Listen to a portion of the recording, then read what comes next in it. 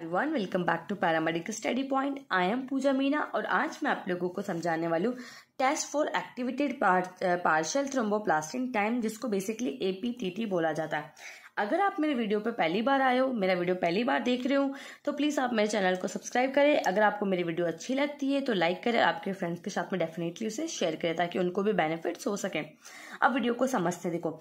सबसे पहले क्या है ये एक्टिवेटेड पार्शियल थ्रोम्बोप्लास्टिन टाइम क्या होता है, इसको समझेंगे हम, ठीक है। या फिर APTT टेस्ट है वो किसके लिए परफॉर्म किया जाता है ओवरऑल, ठीक है।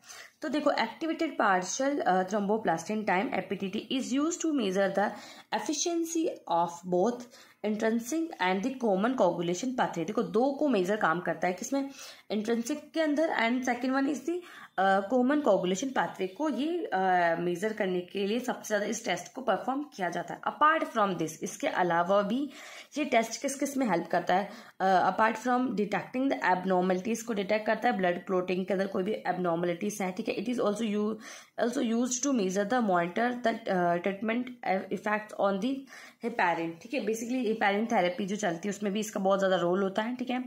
And apart from that also कि जो है क्या बोलते हैं, PT टेस्ट में हेल्प करता है, ठीक है, जिसको थ्रोम्बोप्लास्टिन टाइम बोलते हैं। इसका वीडियो लेक्चर ऑलरेडी मैंने बना रखा है, ठीक है। PT टेस्ट कैसे करते हैं, क्या होता है, उसका मैं लिंक डाल दूंगी, तो आप देख लेना।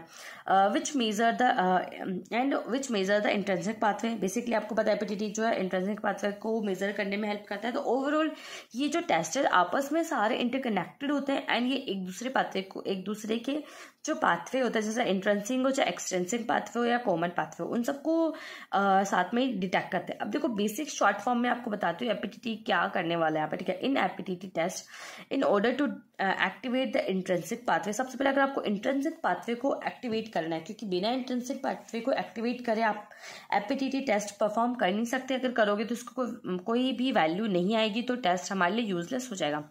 तो सबसे पहले क्या करना है, जो इंट्रिंसिक पाथवे उसको एक्टिवेट करना है। किसके थ्रू करोगे आप, एक तो है फॉस्फोलिपिड्स के थ्रू, फॉस्फोलिपिड्स हो जाएगा, and second one is activator जिसको बेसिकली कोलिन होगा, and second one is the calcium, ठीक है। इन सबको मिक्स करना है आपको प्लाज्मा सैंपल के अंदर, और फिर क्या करना है वो आगे मैं आपको समझाऊंगी कि डिटेल में प्रिंसिपल में कैसे इसको क्या करना है। पहले प्रिंसिपल को समझते हैं। APTT measure the clotting time of plasma. APTT क्या मेजर करता है, क्लोटिंग टाइम ऑफ प्लाज्मा को मेजर करता है after the activation of contact factor, जिसको अपन कोलिन बोल रहे थे, without the addition of the tissue thromboplastin, ठीक है। टिश्यू थ्रोम्बोप्लास्टिन ऐड नहीं करना है, उसके विदाउट ही हमें क्या करना है, मेजर करना है APTT की वैल्यू। अब कैसे होने वाला, hence this test indicate the overall efficiency of intrinsic pathway.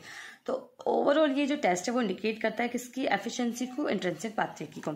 अब कैसे इंट्रिंसिक पाथवे एक्टिवेट होगा वो समझते हैं। देखो, सबसे पहले क्या करना है, to standardise the activation of contact factor the plasma is first pre incubated for the standardise period of time with the kaolin यानी कॉन्टैक्ट फैक्टर। सबसे पहले क्या करना है, आपको जो भी प्लाज्मा उसको प्री वार्म करना है, किसके साथ में, जो कॉन्टैक्ट फैक्टर है या कॉन्टैक्ट एक्टिवेटर, सॉरी फैक्टर नहीं, कॉन्टैक्ट एक्टिवेटर है, उसके साथ में आपको उसको क्या करना है, प्री वार्म करना। आफ्टर दैट, जैसे ही प्री वार्म करोगे तो क्या करना है, उसके बाद में जैसे ही उन दोनों को प्री वार्म करेंगे, यानी प्री वार्म करने या प्री इंक्यूबेट करेंगे, उसके बाद में क्या हो जाएगा, जैसे उन दोनों को करेंगे तो during this phase of test, तो सबसे पहले क्या प्रोड्यूस होगा, फैक्टर 12, ठीक है। फैक्टर 12 प्रोड्यूस हो जाएगा जैसे ही प्लाज्मा को इंक्यूबेट करेंगे कॉन्टैक्ट एक्टिवेटर के साथ में।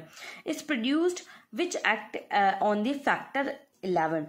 12 फैक्टर प्रोड्यूस हुआ, 12 फैक्टर ने किसके ऊपर काम किया, 11 फैक्टर के ऊपर। 11 फैक्टर किसकी फॉर्म में कन्वर्ट होने वाला, 11A की फॉर्म में कन्वर्ट होने वाला, फैक्टर 11A फॉर्म के अंदर। After that factor 11A required calcium ion. Factor 11A को क्या चाहिए, कैल्शियम आयन चाहिए फॉर द कोगुलेशन प्रोसेस। यानी सबसे पहले फैक्टर 12 बना, 12 से 11 बना, 11 से 11A बना। 11A को कैल्शियम चाहिए, क्यों चाहिए, इसको कोगुलेशन प्रोसेस को स्टार्ट करना है। After that, after the addition of calcium ion, जैसे आपने इसमें कैल्शियम आयन यहाँ पे ऐड करा, factor 11A activates. Factor 11A जो था वो एक्टिवेट हो गया, एक्टिवेट्स द फैक्टर, कौन से फैक्टर को एक्टिवेट्स करा उसने, फैक्टर 9 को। यानी कैल्शियम आयन को जैसे ही इसमें ऐड करा तो इसने क्या करा, एक्टिवेट किया किसको, फैक्टर 9 को। एंड द कोगुलेशन फॉलोस, और कोगुलेशन की फॉर्मेशन वहां पे हो जाती है। Then after standardise the phospholipid reagent is use to allow the test to be perform on the platelet poor plasma. अब क्या करा, जैसे ही नेक्स्ट यहाँ पे देखो, फॉस्फोलिपिड क्या करता है, अलाउ करता है, फॉस्फोलिपिड रिएजेंट है जो टेस्ट को अलाउ करता है किस कहाँ पे परफॉर्म होने के लिए, प्लेटलेट पुअर प्लाज्मा के अंदर, ठीक है, जिसमें प्लेटलेट्स बहुत कम होनी चाहिए। अब सबसे इंपॉर्टेंट क्या है कि APTT depends not only the contact factor in जो कोलिन था on the factor 8, 9 but also on the factor किसमें 10, 5 और प्रोथ्रोम्बिन एंड दी फिब्रिनोजन पे भी डिपेंड करता है। तो इस तरीके से मैंने आपको प्रिंसिपल बता दिया है।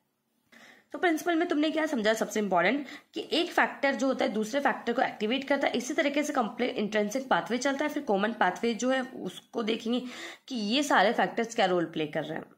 अब टेस्ट परफॉर्म करने के लिए क्या क्या चाहिए, तो स्पेसिमेन चाहिए, साइट्रेटेड प्लाज्मा वाला स्पेसिमेन चाहिए, रिक्वायरमेंट है यहाँ पे, वाटर बाथ चाहिए और स्टॉप वॉच चाहिए, ठीक है, कैल्शियम क्लोराइड चाहिए 0.00 m चाहिए, ठीक है, स्टैंडर्ड फॉस्फोलिपिड चाहिए, कोलिन रिएजेंट चाहिए और टेस्ट ट्यूब चाहिए और नॉर्मल प्लाज्मा भी चाहिए, नॉर्मल प्लाज्मा चाहिए कंट्रोल के लिए, ठीक है। सबसे बात करते हैं प्रोसीजर की। तो आपको मिक्स करना है equal volume of phospholipid reagent and kaolin reagent, ठीक है, उसको इंक्यूबेट करना है 1 मिनट के लिए 37 डिग्री। सबसे पहले एक टेस्ट ट्यूब ली, ये टेस्ट ट्यूब नंबर 1 थी जिसमें इन दोनों को लेके आपने इंक्यूबेट किया 1 मिनट के लिए, ठीक है, 37 डिग्री में। फिर ऐड करना है आपको, क्या करना है 0.1 ml of plasma in a test tube. एक दूसरे टेस्ट ट्यूब लिए, टेस्ट ट्यूब नंबर 2, जिसमें आपने क्या करा 0.1 ml ऑफ प्लाज्मा ऐड कर दिया। After that add 0.2 ml of phospholipid and choline mixture. ये जो था मिक्सचर जो टेस्ट ट्यूब नंबर 1 वाला था, इसको टेस्ट ट्यूब नंबर 2 में ऐड कर दिया, ठीक है, ठीक है। Add 0.1 ml of pre warmed calcium chloride reagent. अब इसको भी ऐड करेंगे इसके अंदर, इसी टेस्ट ट्यूब में, टेस्ट ट्यूब नंबर 2 में भी इसको भी हम ऐड करेंगे, जो यहाँ पे प्रिपेयर है टेस्ट ट्यूब नंबर 3 के अंदर। कंसिडर करना है कि टेस्ट ट्यूब नंबर 3 में प्रिपेयर है। तो pre warm calcium chloride reagent को भी मिक्स कर दिया। तीनों ही जब मिक्स हो गए, क्या क्या मिक्स हो गया, देखो, फॉस्फोलिपिड्स एंड कोलिन रिएजेंट का मिक्सचर, प्लाज्मा और साथ में कैल्शियम क्लोराइड का जो मिक्सचर, तीनों को मिक्स करने के बाद में स्टॉप वॉच को स्टार्ट कर दिया। And after 20 seconds observe the formation of clot by tilting. उसको टिल्ट करके ऑब्जर्व करेंगे, इस तरीके से टिल्ट करके ऑब्जर्व करेंगे। And the test tube as soon as the clot form note the time, जैसे क्लोट की फॉर्मेशन द टाइम नोट करना। Repeat the process by using the normal control plasma, भी उसको अपन रिपीट करके टेस्ट को परफॉर्म करेंगे ताकि वैल्यूज को एक्सचेंज कर सके, मैच कर सके, कोई जो रिएजेंट है वो प्रॉपर तरीके से वर्क करा या नहीं करा। इस तरीके से हम रिएजेंट की जो वैल्यू को चेक करेंगे।